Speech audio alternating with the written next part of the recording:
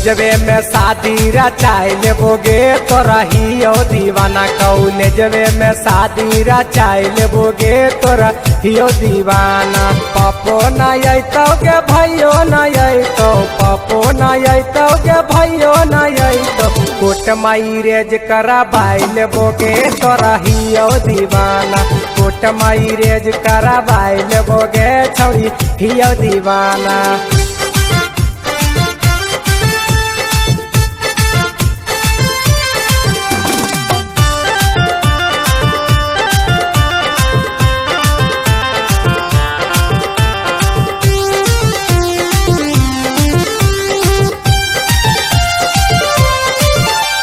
जाना में से छिए छौरी बड़ी रंगा बाजगे।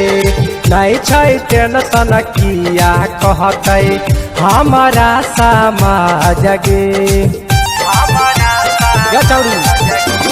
जाना में से छिए छौरी बड़ी रंगा बाजगे। नहीं छै टेंशन किया कहते हमारा समाज गे। पंडित ना लाइबौ ना पतरो पढ़ाइबौ, पंडित ना लाइबौ ना पतरो पढ़ाइबौ। कोट मैरेज कराबाई लेबोगे तोरा हियो दीवाना। कोट मैरेज कराबाई लेबोगे छौरी हियो दीवाना।